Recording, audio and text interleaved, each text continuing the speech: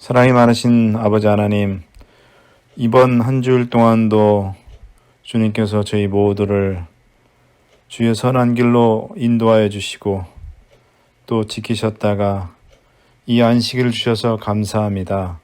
아버지, 이 시간 저희들 주님의 말씀을 사모해서 주의 말씀 앞에 모였습니다.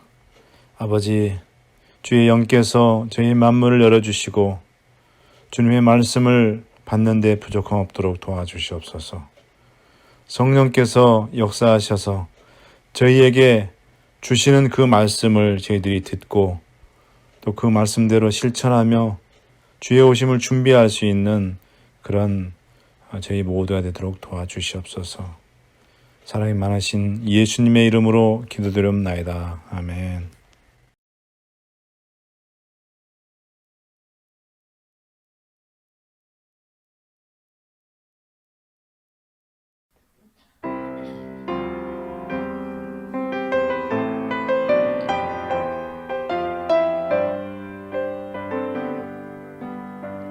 주님 계신 그곳 영원한 곳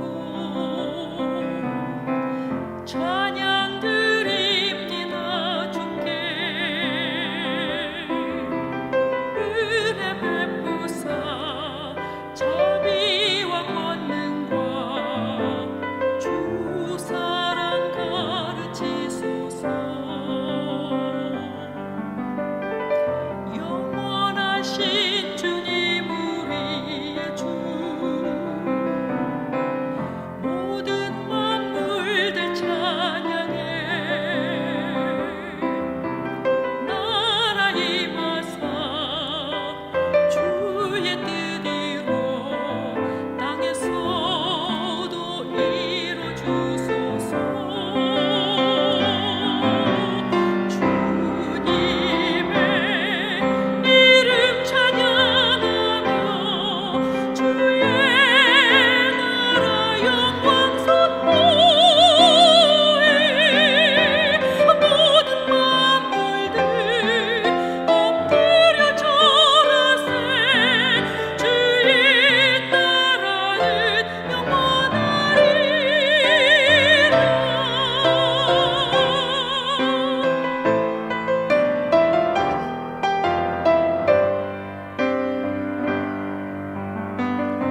이곳에 모인 우리 경배해 찬양과 감사함으로 즐거운 찬양 감사의 찬양 왕 되신 주 선포하라. 왕 되신 주 선포하라. 주님의 이름 찬양하며 주의 나라 영광 선포해. 모든 만물들 엎드려 절하세. 주의 나라는 영원하리라. 주의 나라는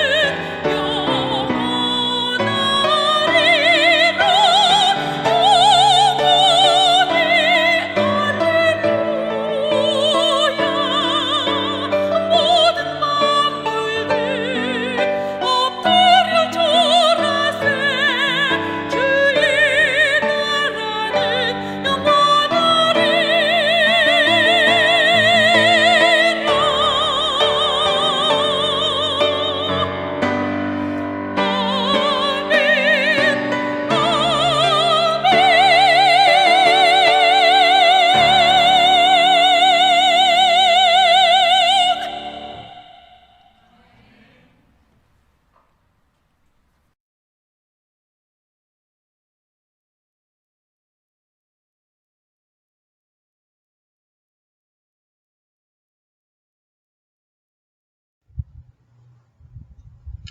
안녕하십니까. 우리 센츄럴 별교회 모든 성도 여러분, 지난 한 주일 동안 하나님의 은혜 가운데서 모두들 평안들 하셨습니까?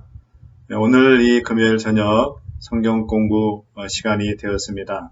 오늘 이 저녁 시간 함께 하신 우리 사랑하는 성도 여러분 모두를 진심으로 환영하고요.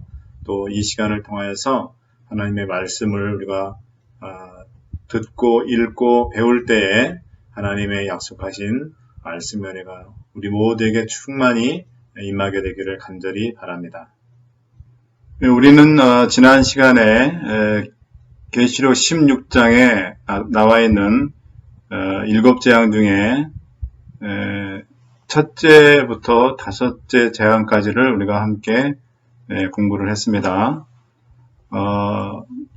그 7재앙의 우리가 목적과 시기 또 그리고 그 첫 번째 재앙부터 5번째 재앙까지의 내용을 우리가 함께 살펴봤는데요. 잠깐 복습하면 자 7째 재앙의 목적이 있습니다. 그 악인과 또 의인들에 대한 그 7재앙의 목적이 있는데요. 먼저 악인에 대한 그 재앙의 목적은 심판입니다. 하나님의 형벌과 심판 그리고 이 하나님의 백성들에 대해서는 구원을 약속하시는 그런 목적이 있습니다. 그 다음에 이 7재앙이 내리는 시기는 하나님의 은혜의 시기가 끝나고 그러니까 예수님께서 하늘 지성소에서 이제 중보 사역을 끝내시고 나오는 게 이제 그게 은혜의 시기가 끝나잖아요. 그 은혜의 시기가 끝나고 그 다음에 예수님 재림하시기 전에 그 사이에 내리는 재앙이 바로 7재앙이 되겠습니다. 우리가 그래서 지난번에 7재앙 중에 첫째 재앙부터 5째 재앙까지를 공부를 했는데요. 첫째 재앙은 악하고 독한 헌대 재앙이죠. 그 다음에 이건 땅에 그 대접이 쏟아졌다 그랬죠. 그 다음에 두 번째로는 바다가 피로, 그래서 바다에 부어졌는데 바다가 피로 변하는 그런 재앙이 두 번째 재앙이고, 세 번째 재앙은 강과 물 근원이 피로 변하는 그런 재앙이었습니다. 그 다음에 네 번째 재앙은 해가 뜨거워지는 그 재앙, 그 다음에 5번째는 암흑 재앙에 대해서 우리가 함께 공부를 했습니다. 오늘 이 시간에는 6번째 재앙과 이제 마지막 7번째 재앙에 대해서 우리가 함께 공부를 좀 하도록 하겠습니다. 자, 이 6번째 재앙은 12절부터 16절에 나오는데 흔히 우리가 아는 아마겟돈 전쟁이 이 6째 재앙의 주 내용입니다. 함께 좀 보도록 하겠습니다. 또 6째가 그 대접을 큰 강 유브라데에 쏟음에 강물이 말라서 동방에서 오는 왕들의 길이 예비되더라. 또 내가 범에 개구리 같은 새 더러운 영이 용의 입과 짐승의 입과 거짓 선지자의 입에서 나오니 14절 저희는 귀신의 영이라 이적을 행하여 온 천하 임금들에게 가서 하나님 곧 전능하신 이의 큰 날에 전쟁을 위하여 그들을 모으더라 했습니다.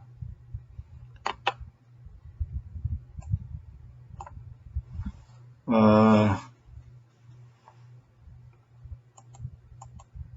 15절 보라 내가 도적같이 오리니 누구든지 깨어 자기 옷을 지켜 벌거벗고 다니지 아니하며 자기의 부끄러움을 보이지 아니하는 자가 복이 있도다 그랬습니다. 16절 새 영이 히브리음으로 아마겟돈이라 하는 곳으로 왕들을 모으더라 했습니다. 자, 먼저 12절에 보면 유브라데 강물이 마른다 그랬는데요.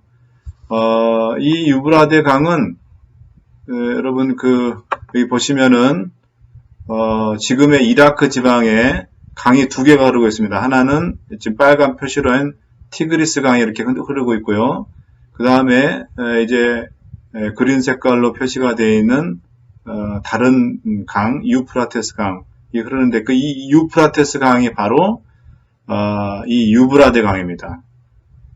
이 두 강이 만나서 이제 걸프만으로 이제 흘러 들어가는 거죠. 이 두 곳이, 이 두 강이 만나서 아주 비옥한 그런 지역을 형성하고 있고, 옛 바벨론의 그 제국의 이 수도도 바로 이곳에 있었습니다. 우리가 이제 좀 이따 공부를 하겠지만, 그래서 이곳을 가리켜서 비옥한 초생딸 지형이라고 그렇게 불리는데, 인류 문화 인류학적으로는 그렇게 부르고 있습니다. 그래서 큰 하나의 문명이 이곳에서 시작됐다라는 것을 이제 보여주고 있는데, 근데 이 유프라테스 강 옆을 보죠. 이 유프라테스 강이 이제 보이는데, 이 유프라테스 강이 마른다 그랬어요. 이것이 뭘 뜻하는지 한번 보겠습니다. 자, 이제 성경에서 이 유프라테스 강은 맨 처음에 언급된 곳이 창세기 2장 10절부터 14절에 보면은 나오는데, 창조 당시 이 에덴에서 강이 네 강이 이렇게 나오는데요. 그 강 중에서 네 번째 그 강 이름이 유브라데 강이라고 창세기 2장 14절에 나옵니다. 그래서 가장 최초로 이 유프라테스 강, 이 유브라데 강에 대해서 언급되는 곳은 창세기 2장 14절이 되겠습니다. 그 다음에 이제 인간이 타락한 후로는 성경에서 계속 이 강이 어디랑 계속 연관이 되냐면은 이 바벨론과 관련돼서 이제 계속 이 강이 등장하는데, 특별히 이 유브라데 강은 이 예언적으로 하나님을 대적하는 국가가 바로 이 바벨론 국가잖아요. 우리가 계시록 13장에 그 복합짐승을 볼 때 그 복합짐승이 사자의 그 입을 가졌다 그랬잖아요. 그게 바로 그냥 바벨론 제국. 그러니까 그 복합짐승은 하나님을 대적하는 나라들을 혼합시켜 놓은 짐승.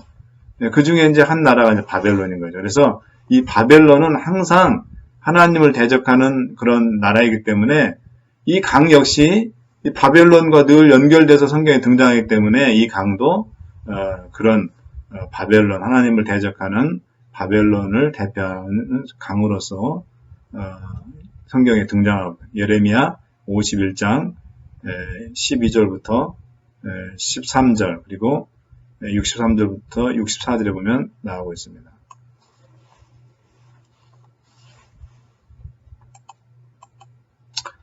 그런데 이제 이 유브라데 강이 마른다는 게 도대체 이게 무슨 뜻인가요?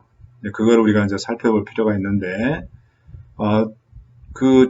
제일 먼저 이 유프라테스 강물이 마른다는 것을 예언하는 것이 이제 선지자 이사야인데, 이사야 11장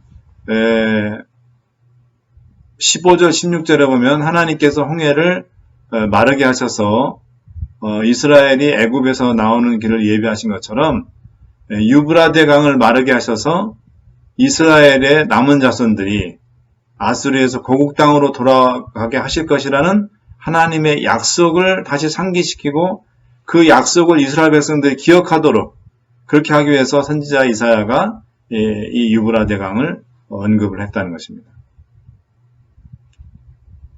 그 다음에 이제 두 번째로는 예언적으로 이 물은 여러분 많은 사람들 또는 무리들을 뜻하는데, 유프라테스 강물이 말랐다는 것은 하나님을 대적하는 영적 바벨론과 그 관련된 모든 국가와 세력들이 붕괴를 될 것을 지금 얘기를 하고 있는 거예요. 그죠? 그래서 이 유프라테스 강물이 마른다는 것은 이 물이라는 것은 백성, 무리 이런 뜻이잖아요. 그래서 그런 세력들이 망하게 됐다. 말라버렸다는 것은 이제 망하게 됐다는 것이니까 그런 것을 의미를 하고 있는 것입니다. 자, 그러면 또 이제 12절에 보면 동방에서 오는 왕들이 나오는데, 이 동방에서 오는 왕들의 그 예언적 적용을 보면 먼저 동방에서 오는 왕들 1차적인 적용은 페르시아의 고레스 왕. 자, 여러분 우리가 고레스 왕 잘 알고 있죠. 다니엘서도 우리가 배웠죠.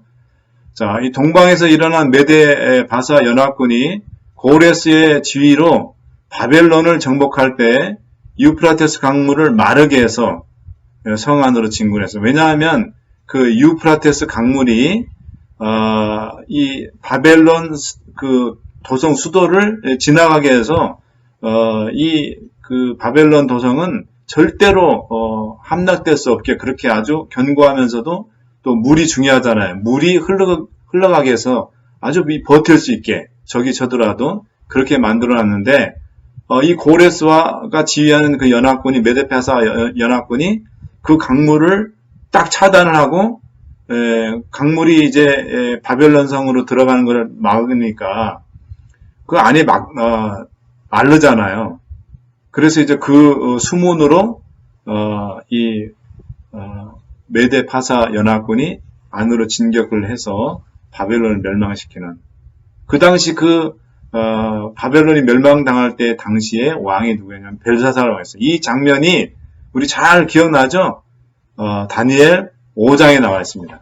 거기 보면 벨사살 왕이 큰 그 잔치를 베풀어서 이제 예루살렘에서 성전에서 가져온 성전 기물들로 가지고 흥청망청 거기다가 술을 붓고 아주 그 신성모독에 가까운 하나님께 제사 지는데 쓰이는 그런 기구들에 술을 붓고 그래서 그 술을 마시고 또 그 파티에서 음란한 짓을 할 때 갑자기 그 파티장의 벽에 메네메데 대게 우바르신 다라본이 부족하였다라는 그런 성과에 나타나서 글을 쓰게 되죠. 그러면서 이제 마지막 결국은 이제 이 벨사살 왕이 망할 것을 예언하는 하나님의 그 어떤 예언적인 징조가 이제 나오는 것을 우리가 볼 수가 있습니다. 그 다음에 이 고레스 왕은 또 우리가 아는 것처럼 바벨론으로 포로로 잡혀왔던 이스라엘 백성들을 다시 고국인 이스라엘로 돌아가게 하는 영을 세 번에 걸쳐서 영을 내렸는데 가장 먼저 영을 내린 사람이 바로 이 고레스 왕입니다. 그래서 그 이스라엘 백성들이 포로됐던 이스라엘 백성들이 다시 유대로 이스라엘로 돌아가고 또 아울러서 예루살렘 재건하라는 그런 영을 함께 내렸던 그런 왕이 바로 이 고레스 왕입니다. 예레미야 51장 36절, 에스라 6장 14절, 이사야 41장 2절, 45장 1절 보면 이런 말씀이 나오죠. 이 고레스라는 이름의 뜻이 뭔지 아십니까, 여러분? 태양이라는 뜻입니다. 태양. 하나님께서는 이 고레스를 이사야서에 보면 나의 목자를 했어요. My shepherd. 그렇게 이야기를 할 정도로 하나님께서 이방 왕이었지만 하나님의 특별한 그 섭리를 역사를 이루기 위해서 사용되었던 그런 왕이 바로 이 고레스 왕입니다. 그래서 이 고레스는 예수님을 표상하는 그런 왕입니다. 자, 그러면 이제 1차적 적용은 이 동방의 왕이 바로 이 고레스 왕이었는데, 그러면 이게 원래 그 적용을 누구한테 해야 되냐? 바로 예수 그리스도십니다.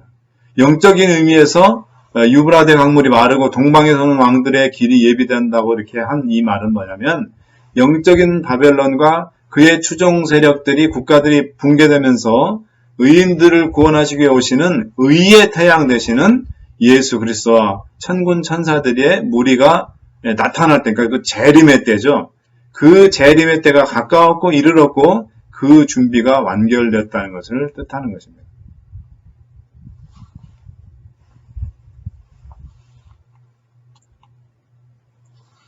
다음에 이제 그 13절에 보면 이제 개구리 같은 그 새 더러운 영이 나오는데, 이 개구리는 굉장히 더럽고 아주 불결한 어떤 그런 것을 상징하는 짐승이거든요. 근데 그 교육에 보면은 이런 말씀이 있습니다. 교육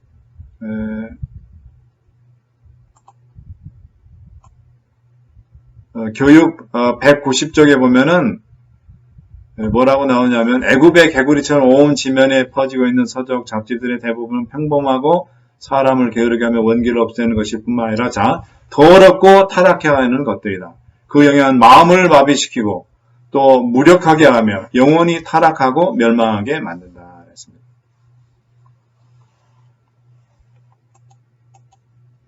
자, 그 새 더러운 영이 나오는데요. 13절에 보면은 3절이 아니고 13절입니다. 용의 입이 나오죠. 용의 입. 자, 여기 보십시오. 용의 입이 나오는데 그 용의 입이 나오는데 대쟁투에 보면은 대쟁투 438페이지에 보면은 뭐라고 하냐면 기독교의 최초의 몇 세기 동안 그리스도와 그분의 백성들에게 도전한 사단의 주된 대리자는 로마 제국이었으며 이 교가 그 나라에서 압도적 세력을 가진 종교였다. 그러므로 용은 원래 사단을 대표하지만 동시에 그것은 또한 2차적 의미에서 이교 로마를 상징한다. 했습니다. 용이 누구를 상징한다? 바로 이 사단을 상징하는 게 바로 용입니다. 자, 이번에 이제 짐승의 입이 나오죠. 짐승의 입. 자, 이 짐승의 입은 자, 보겠습니다. 역시 대쟁투 438쪽입니다. 계시록 13장 1절에 10절에는 또 다른 짐승이 묘사되어 있는데 그것은 표범과 비슷하고 자, 여기 보십시오. 표범의 몸을 하고 있죠. 표범과 비슷하고 또 용이 자기 능력과 보좌와 큰 권세를 그에게 주었더라. 이 표상은 많은 개신교들이 믿는 바와 같이 일찍이 고대 로마 제국이 잡고 있었던 그 능력과 우위와 권세를 계승한 법왕권을 대표한다 했습니다. 자, 그래서 이 짐승은 교황권이죠. 우리가 계시록 13장에서 공부한 것처럼 이 복합짐 첫 번째 짐승, 바다 위에서 올라왔던 이 첫 번째 짐승은 바로 바로 이 로마 교황권을 이야기를 하고 있는 것입니다. 그 다음에 세 번째로는 새 더러운 영 중에서 세 번째로 거짓 선지자인데요. 교회 증언 사권 174쪽에 보면 양의 얼굴을 한 것 같지만 원래가 늑대였던 그런 거짓 선지자인데 여호와께 대하여 반역의 길을 좇는 사람들은 그들의 행위를 정당화시켜 주고 그들에게 아첨하여 결국 그들을 멸망에 빠뜨릴 거짓 선지자들을 항상 발견할 수 있다. 거짓말들은 아합과 시드기야의 경우에서처럼 많은 친구를 사귀게 해주는 경우가 흔하다. 하나님을 위하여 열성을 내는 척하면서 이들 거짓 선지자들은 여호와의 단순한 기별을 전한 참 선지자보다 훨씬 더 많은 신자들과 추종자들을 얻었다. 그랬습니다. 바로 이 배도한 개신교, 천주교와 그러니까 로마 교황권과 결탁을 해서 이제 그 로마 교황권을 위해서 일할 그런 그 배도한 개신교를 가리켜서 바로 이 거짓 선지자라고 우리가 해석할 수가 있는 것입니다.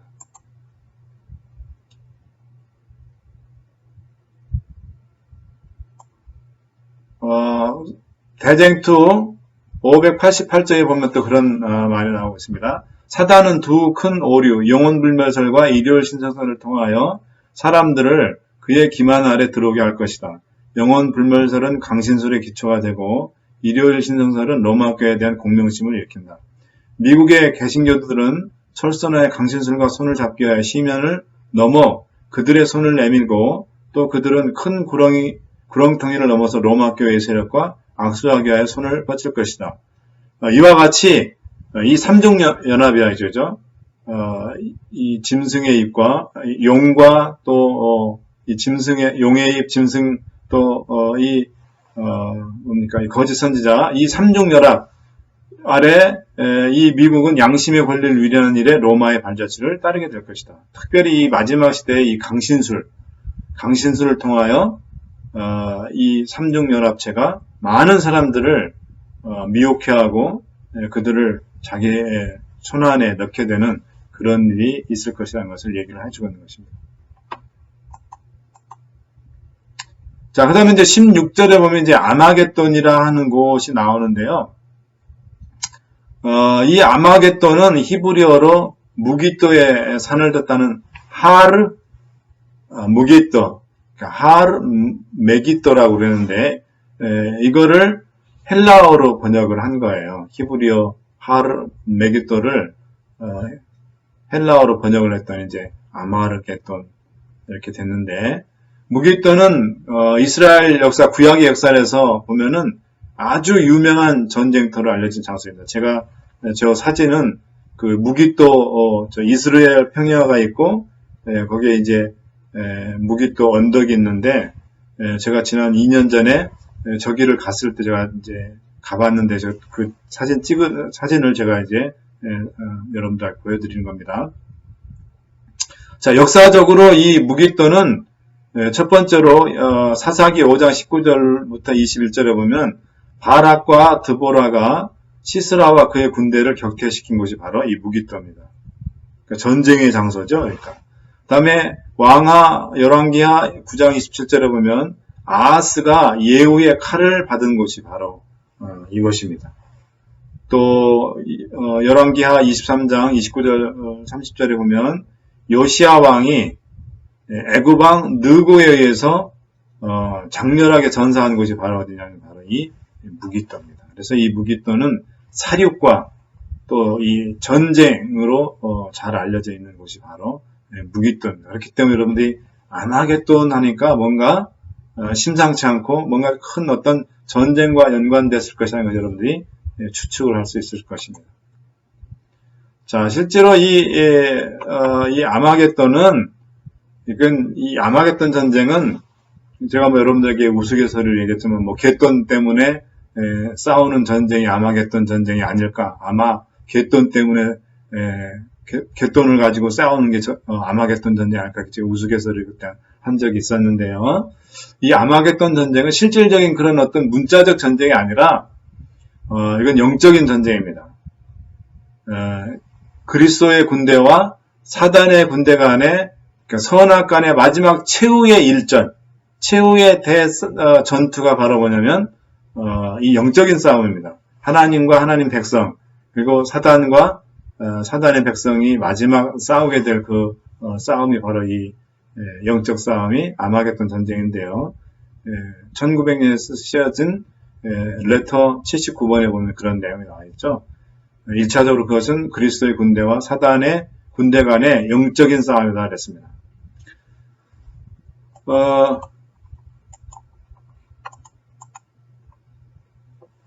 본교의 성경조사 7권 982쪽에 보면 두 큰 반대, 한쪽 편에는 하늘과 땅의 창조주, 하나님과 하나님을 따르는 자들. 근데 그 자들의 특징, 하나님의 백성들의 특징은 뭐라 했습니까?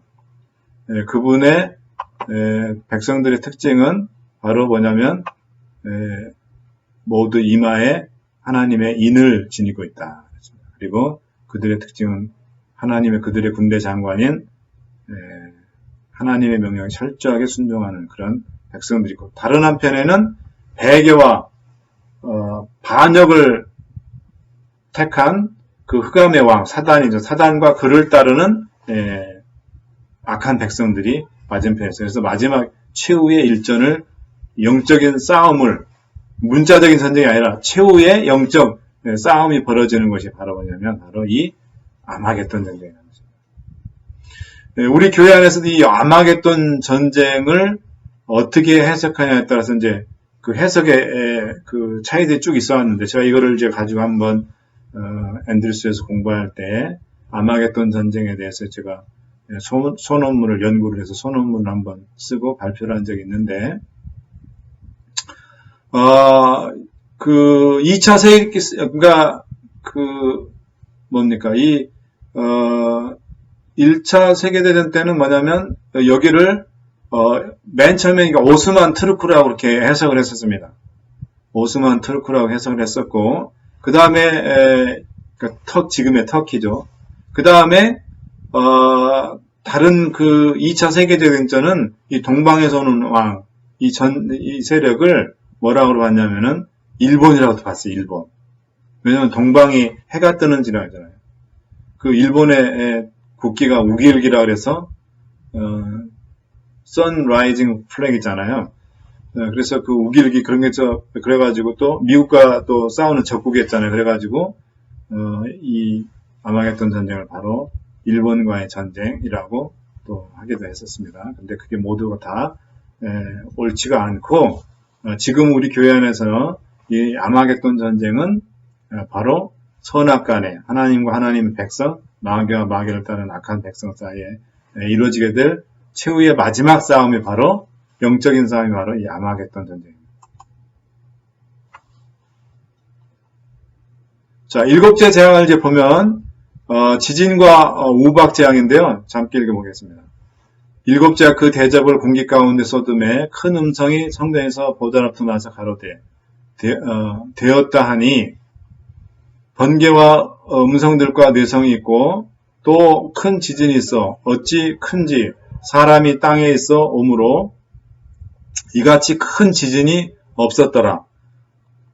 또 중수가 무게가 한 달란트나 되는 큰 우박이 하늘로부터 사람들에게 내림에 사람들이 그 박제로 인하여 하나님을 회방하니 그 재앙이 심히 그리라. 여러분 오른쪽에 저 그림을 한번 보십시오.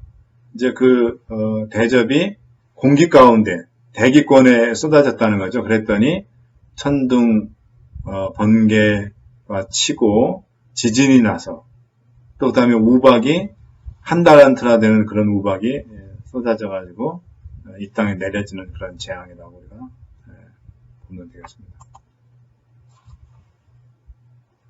자, 하늘의 번갯불과 땅의 불이 합칠 때 산들은 용광로처럼 타며 무시무시한 용암을 쏟아내어 정원과 전답, 농촌과 도시를 덮칠 것이다.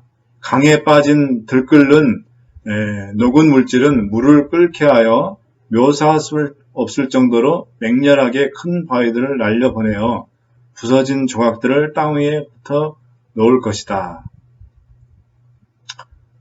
땅은 진동하고 각처에서 무서운 지진과 폭발이 일어날 것이다.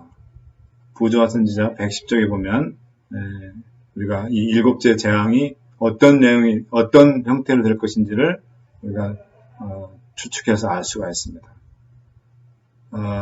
이제 우리가 지금까지 이제 일곱 재앙 중에서 남은 여섯째 재앙과 일곱 번째 재앙에 대해서 지금까지 우리가 함께 공부를 했습니다.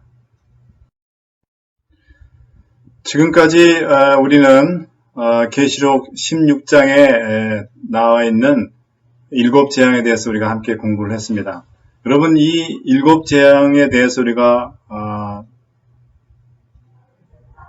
오해를 하지 말아야 될 것이 있는데 그것은 바로 뭐냐면 하나님이 이토록 잔인하시단 말인가, 이렇게 일곱 재앙을 내리셔서 심판하시고 세상을 멸망시키는 이렇게 무서운 하나님이신가, 그렇게 해서 하나님의 품성을 오해하기가 쉬운데요. 그게 아니고 이 일곱째 재앙의 포인트는 뭐냐면 이 일곱째 재앙이 있기 이전에 은혜의 시기가 있습니다. 그래서 이 은혜의 시기 동안에 우리가 우리의 모든 죄들을 뉘우치고 또 그럴 때 우리 곁에 계신 중보자 되신 예수님께서 우리의 모든 죄들을 다 도말해 주신다 그랬거든요. 그렇기 때문에 지금 우리가 살고 있는 이 시대는 일곱째 재앙 시대가 아니고 은혜의 시기입니다. 그래서 지금 우리가 하나님께로 돌아가면 우리에게 찬스가 있는 겁니다. 그러나 이것을 끝까지 받아들이지 않고 거절하는 경우에는 하나님의 이제 공의가 있어야 되죠. 그죠? 그래서 은혜의 시기는 하나님의 사랑이 기간이라 하면 이 일곱째 재앙은 그 하나님의 사랑과 은혜를 거절한 사람들에게 내리는 하나님의 그 추상 같은 그 공의의 집행이라고 보면 됩니다. 그래서 여러분들이 그렇게 이 일곱 재앙을 이해를 해주시고요. 그 다음에 특별히 우리 하나님의 백성들에게는 이 일곱째 재앙이 어떻게 보면 이제 주님께서 우리를 구원하시기 위해서 오실 날이 아주 임박했다는 것을 우리에게 가르쳐주는 그런 굿 사인이라고 보면 됩니다. 그래서 우리가 아직 우리가 지금 일곱째 재앙에 들어가지 않은 그런 시대에 살고 있지만은 이제 머지않아서 우리가 일곱째 재앙이 이제 우리에게 속히 내려질 때 그때를 대비해서 우리가 정말 영적으로 깨어서 말씀과 기도로 무장할 수 있는 그런 우리 모두가 되었으면 참 좋겠습니다.